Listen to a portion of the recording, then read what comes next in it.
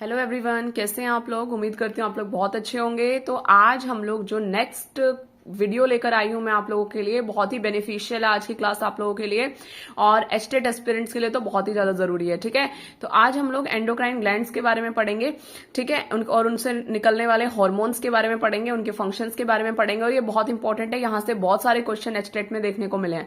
अब तक हम लोग ह्यूमन फिजियोलॉजी जो भी कर रहे हैं मैं इसमें आपको बताती जा रही हूँ कि कौन सा कहाँ से क्वेश्चन बन रहा है या कहाँ से क्वेश्चन आया है। तो चलो स्टार्ट करते हैं। Endocrine glands and hormones producing diffuse tissues located in different parts of our body constitute endocrine system। तो अब इस endocrine system में हम लोग जो है हॉर्मोन्स के पढ़ेंगे और हॉर्मोन से पहले हम लोग देखते हैं कहाँ कहाँ से हॉर्मोन्स जो है रिलीज होते हैं। तो देखो सबसे पहले हाइपोथैलेमस। हाइपोथैलेमस कहाँ प्रेजेंट होता है? ये प्रेजेंट होता है बेसल पार्ट ऑफ डायंसिफेलोन। डायंसिफेलोन फोरब्रेन का पार्ट है। ठीक है, अगर अभी आप लोगों ने जो है मैंने आपको नहीं पढ़ाया ये नेक्स्ट क्लास में हम लोग जो है ब्रेन का टॉपिक करेंगे। ठीक है, तो ये जो है प्रेजेंट कहाँ होता है? बेसल पार्ट ऑफ फोरब्रेन में डायंसिफेलोन में प्रेजेंट होता है। It produces two types of hormone, एक तो रिलीजिंग हार्मोन, एक इनहिबिटिंग हार्मोन्स को ये प्रोड्यूस करता है। रिलीजिंग हार्मोन में जैसे गोनेडोट्रोपिन रिलीजिंग हार्मोन, इसकी फुल फॉर्म है जीएनआरएच की, गोनेडोट्रोपिन रिलीजिंग हार्मोन। और ये क्या करता है? It stimulates the pituitary synthesis. ठीक है, तो जो पिट्यूटरी से निकलने वाले जो भी सिक्रीशंस हैं, जैसे कुछ हार्मोन्स हो गए या जो भी है, उनको स्टिमुलेट करने का काम करता है। दूसरा इनहिबिटिंग में कौन सा है? सोमैटोस्टेटिन। सोमैटोस्टेटिन जो है ये करता है, it inhibits the growth hormone from pituitary. ठीक है, मतलब सोमैटोस्टेटिन क्या करता है? जब ग्रोथ हार्मोन बहुत ज्यादा, ग्रोथ हार्मोन कहां से निकलता है? निकलता है पिट्यूटरी से। अगली मैं अभी आगे आपको बताऊंगी भी। ठीक है, तो अब ये जो ग्रोथ हार्मोन जब इसको इनहिबिट करना है, मतलब बहुत ज्यादा ग्रोथ हार्मोन निकल रहा है, बहुत ज्यादा ग्रोथ हो रही है, तो उसकी वजह से डिजीज हो जाती है गाइगेंटिज्म। तो अब उसको जो है क्या करना है? कम करना है या इनहिबिट करना है, तो उसके लिए सोमैटोस्टेटिन जो है वो क्या करता है? निकलता है। तो ये ग्रोथ हार्मोन के जस्ट एंटागोनिस्टिक वर्क करता है, मतलब ग्रोथ हार्मोन ग्रोथ को बढ़ाता है तो सोमैटोस्टेटिन ग्रोथ को कम कर देता है। ठीक है, तो यहां पर जो है ये हमारे हाइपोथैलेमस का हमने जो है इसमें देखा रिलीजिंग एंड इनहिबिटिंग हार्मोन्स। आगे देखो पिट्यूटरी ग्लैंड। पिट्यूटरी ग्लैंड कहां प्रेजेंट है? Located in the bony cavity called sella turcica and is attached to hypothalamus by a stalk. ठीक है, it is divided into adeno hypophysis जिसको anterior pituitary बोलते हैं, neuro hypophysis जिसको posterior pituitary बोलते हैं।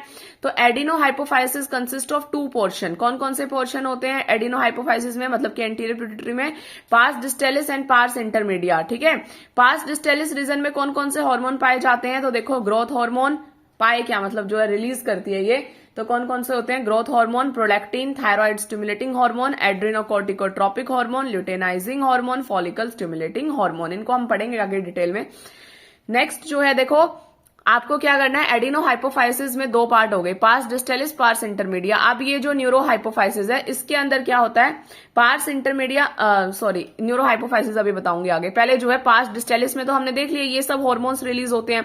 अब पार्स इंटरमीडिया क्या करता है? पार्स इंटरमीडिया एक हार्मोन को रिलीज करता है जिसका नाम क्या है? Melanocyte stimulating hormone. उसको मेलेनोसाइट स्टिमुलेटिंग हार्मोन बोला जाता है, ये इसको रिलीज करता है। इसके बाद नेक्स्ट है न्यूरो हाइपोफाइसिस। न्यूरो हाइपोफाइसिस में देखिए, न्यूरो हाइपोफाइसिस जिसको हम लोग पार्स नर्वोसा भी बोलते हैं या इसको पोस्टीरियर पिट्यूटरी भी बोला जाता है, ये क्या हार्मोन रिलीज करती है? ये दो हार्मोन रिलीज करती है, एक तो ऑक्सीटोसिन को रिलीज करता है और एक वेसोप्रेसिन को रिलीज करता है। जब ओवर सिक्रीशन हो जाती है ग्रोथ हार्मोन की, अब जो है मैं हार्मोन्स आपको यहां से पढ़ाना शुरू करा रही हूँ, जो हमने जो है पीछे हार्मोन्स देखे थे, कौन कौन से हार्मोन जो है रिलीज हो रहे हैं। यहाँ पर देखो growth hormone, prolactin, thyroid stimulating hormone जो पास डिस्टेलिस कर रहा था, अब इनको हम लोग जो है इनके फंक्शंस के साथ पढ़ते हैं। तो पहला जो है growth hormone, over secretion of growth hormone secrete growth of body leading to gigantism. अगर जो है बहुत ज्यादा ग्रोथ हार्मोन क्या होता है? रिलीज होता है, तो उसकी वजह से जो है क्या है? डिजीज होती है जिसका नाम होता है गाइगेंटिज्म।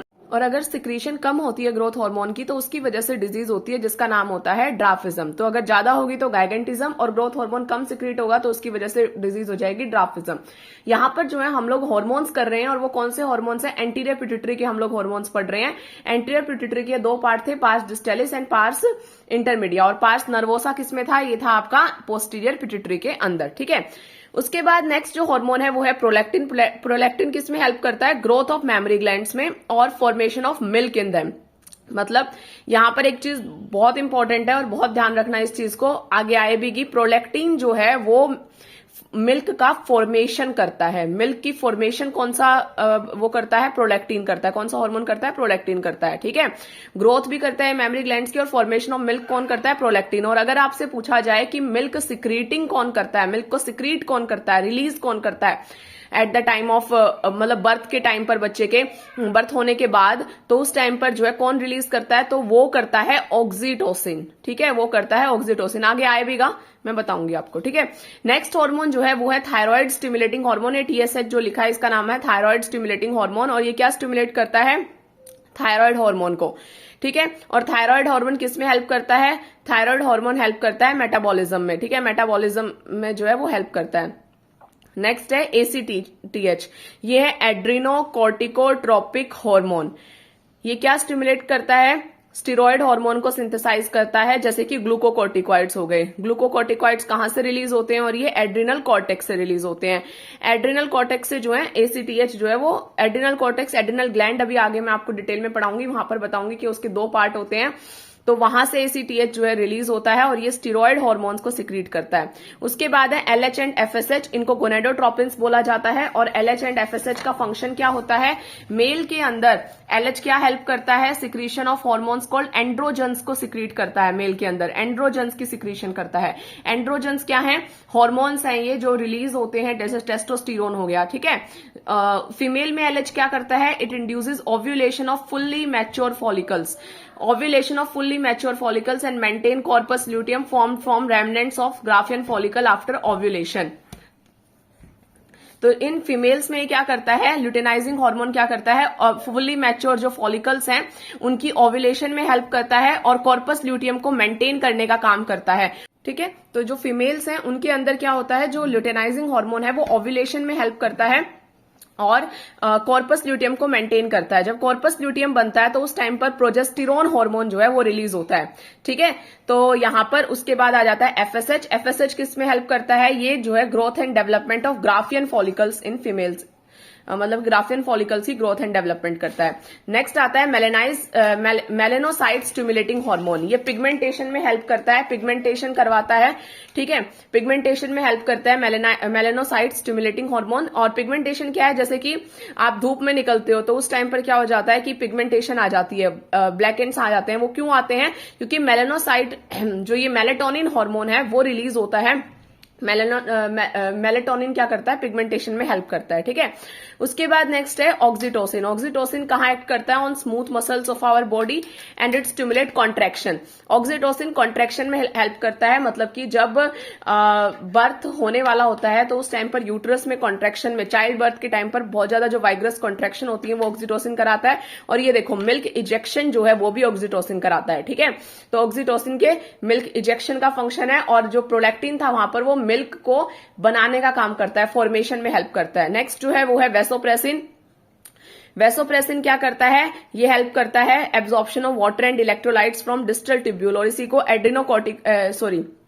ADH भी बोलते हैं, एंटी डायूरेटिक हार्मोन भी इसको कहा जाता है।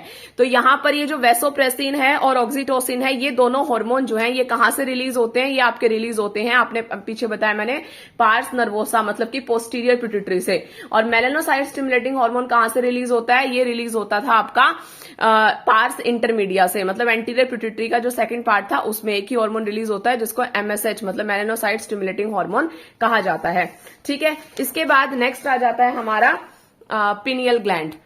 पिनियल ग्लैंड क्या सिक्रीट करता है, ये कहां प्रेजेंट होता है, डोर्सल साइड ऑफ फोरब्रेन में, और ये सिक्रीट करता है hormone melatonin.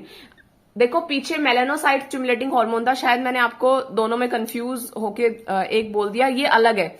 Melanocyte stimulating hormone जो है ये अलग है, और मेलेटोनिन जो है ये अलग है, ठीक है। इन दोनों में डिफरेंस है, मेलेनोसाइट स्टिमुलेटिंग हार्मोन अलग है और मेलेटोनिन अलग है, ठीक है। जो हम बात कर रहे थे पिगमेंटेशन की, वो जो है मेलेटोनिन करवाता है, ठीक है, ये मेलेटोनिन करवाता है। जो पिगमेंटेशन की हम बात कर रहे थे वो मेलेटोनिन कराता है, और मेलेनोसाइट स्टिमुलेटिंग हार्मोन जो है ये अलग है, ये वहां पर एंटीरियर पिट्यूटरी से रिलीज होता है। खैर ये हेल्प ये भी करता है पिगमेंटेशन में, लेकिन मेनली हम लोग पिगमेंटेशन के लिए मेलेटोनिन को ही पढ़ते हैं। उसके अलावा मेलेटोनिन क्या करता है, ये आपकी स्लीप साइकिल को कंट्रोल करता है, ठीक है। उसके अलावा जो रिदम सेंटर की तरह काम करता है ये, तो ये सब जो है इसके मेलेटोनिन के फंक्शंस हैं। नेक्स्ट आ जाता है थायराइड ग्लैंड। थायराइड ग्लैंड कहाँ प्रेजेंट होता है? इसमें consist of 2 lobes on either side of trachea. जो ट्रैकिया हमारी विंड पाइप होती है, इसके 2 साइड 2 लॉब्स प्रेजेंट होते हैं, वहां पर थायराइड ग्लैंड प्रेजेंट होता है। एंड ये जो दोनों लोब हैं ये कनेक्ट होते हैं बीच में, ये दोनों लोब जो हैं ये बीच में कनेक्ट होते हैं ज्वाइनिंग से, जिसको इस्थमस बोला जाता है। Thyroid gland is composed of follicles and stromal tissues. Each follicle consist of follicular cell. Thyroid gland में क्या होते हैं? फॉलिकल्स एंड स्ट्रोमल टिश्यूज होते हैं, और हर जो फॉलिकल है, थायराइड फॉलिकल है, इसमें जो है फॉलिकुलर सेल्स प्रेजेंट होते हैं, और ये सेल क्या करते हैं? 2 हार्मोन्स को रिलीज करते हैं, जिसका नाम है टेट्राआइडोथायरोनिन एंड ट्राईआइडोथायरोनिन। टेट्राआइडोथायरोनिन को थायरोक्सिन भी बोला जाता है, इसको थायरोक्सिन भी बोलते हैं, या इसी को T4 भी बोलते हैं, और ट्राईआइडोथायरोनिन को T3 हार्मोन भी कहा जाता है। अगर आयोडीन से जो है देखो ये रेगुलेट होते हैं, और अगर आयोडीन की कमी हो जाए तो उसकी वजह से हाइपोथायरोडिज्म हो जाता है, मतलब थायराइड के अंदर आयोडीन की कमी, तो उसकी वजह से डिजीज होती है ग्वाइटर, और इस मतलब इस कंडीशन को हाइपोथायरोडिज्म कहा जाता है। ठीक है, और डिजीज कौन सी होगी? डिजीज का नाम है ग्वाइटर। नेक्स्ट आ जाते हैं, थायराइड हार्मोन किसमें हेल्प करता है? बेसल मेटाबॉलिक रेट, मतलब जो मेटाबॉलिज्म होती है बॉडी के अंदर, बॉडी के अंदर मेटाबॉलिज्म होती है, रिएक्शंस होती हैं जो एनर्जी को प्रोडक्शन में हेल्प करती हैं, तो जो बेसल मेटाबॉलिक रेट है उसको जो है रेगुलेट करता है थायराइड हार्मोन। थायराइड हार्मोन जो है वो एक और हार्मोन रिलीज करता है जिसका नाम होता है थायरोकैल्सिटोनिन। थायरोकैल्सिटोनिन क्या करता है? ब्लड कैल्शियम लेवल्स को रेगुलेट करता है, और ये क्या करता है? ब्लड कैल्शियम लेवल को डिक्रीज कर देता है अगर बढ़ जाए तो। ठीक है, नेक्स्ट आते हैं पैराथायरॉयड ग्लैंड। ये 4 होते हैं पैराथायरॉयड ग्लैंड, और ये कहां प्रेजेंट होते हैं? Back side of thyroid. और ये क्या सिक्रीट करते हैं? ये पैराथायरॉयड हार्मोन सिक्रीट करते हैं, और पैराथायरॉयड हार्मोन क्या करता है? ब्लड कैल्शियम लेवल को बढ़ा देता है। थायरोकैल्सिटोनिन कम कर रहा था ब्लड कैल्शियम लेवल को, और ये बढ़ा देता है। नेक्स्ट है थाइमस। ये कहां लोकेटेड होता है? On the dorsal side of heart and aorta. It secrete thymosins, thymosins को सिक्रीट करता है, और थाइमोसिन किसमें हेल्प करते हैं? It help in differentiation of T lymphocyte which provide cell mediated immunity. तो एक तरीके से ये इम्यूनिटी का काम कर रहा है, और यही होता है ओल्ड एज में ना, ये थाइमोसिन्स जो है ये कम हो जाता है, ये हार्मोन कम रिलीज होता है, जिसकी वजह से इम्यूनिटी जो है ओल्ड पर्सन की कम हो जाती है। ठीक है, तो थाइमोसिन जो है क्या करता है? टी लिम्फोसाइट्स को डिफरेंशिएशन में हेल्प करता है। नेक्स्ट जो हार्मोन है हमारा वो है adrenal gland. Adrenal gland present होते हैं किडनी के सरफेस के ऊपर। ये आपकी किडनी है, इसके ऊपर इस तरीके से यहाँ पर एड्रिनल ग्लैंड प्रेजेंट होते हैं। 2 किडनी है, 2 एड्रिनल ग्लैंड प्रेजेंट होते हैं। ठीक है, ये gland compose of 2 types of tissues, adrenal cortex and adrenal medulla. Adrenal medulla क्या सिक्रीट करता है? एड्रेनलिन एंड नोर एड्रेनलिन, और इन्हीं का दूसरा नाम होता है epinephrine and NOR epinephrine hormones को ये रिलीज करते हैं। ठीक है, और ये दोनों हार्मोन कैसे हैं? इमरजेंसी हार्मोन्स हैं, मतलब कि ये क्या करेंगे? जब बहुत ज्यादा ऐसी सिचुएशन होगी, जैसे मान लो स्ट्रेस की सिचुएशन है, या फिर किसी रीजन से मतलब कि प्रेशर आ रहा है, एंजाइटी हो रही है, तो उस टाइम पर ये हार्मोन रिलीज होते हैं, इसीलिए इनको इमरजेंसी हार्मोन बोलते हैं। इनके टाइम पर ब्लड प्रेशर बढ़ जाता है, बीपी बढ़ जाता है, और ये सब चीजें जो है इनमें पाई जाती हैं। ठीक है, फिर है एड्रिनल कॉर्टेक्स। 3 लेयर में डिवाइडेड होता है, zona reticularis, zona fasciculata and zona glomerulosa. ठीक है, जोना ग्लोमेरुलोसा आउटर लेयर है, फेसिकुलाटा मिडल लेयर है, और जोना रेटिकुलरिस क्या है? इनर लेयर है।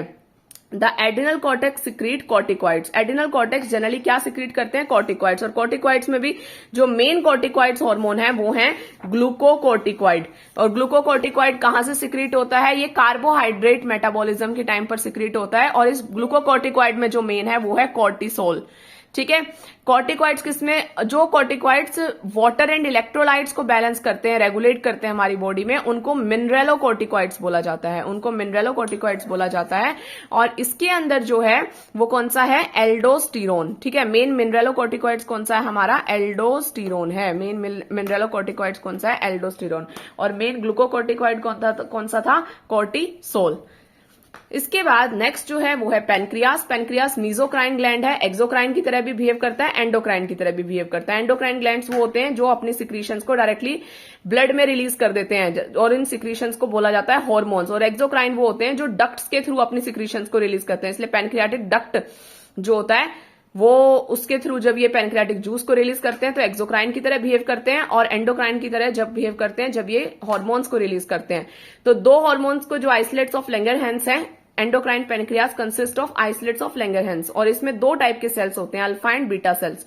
अल्फा सेल सिक्रीट करता है ग्लूकेगोन को, बीटा सेल सिक्रीट करता है इंसुलिन को।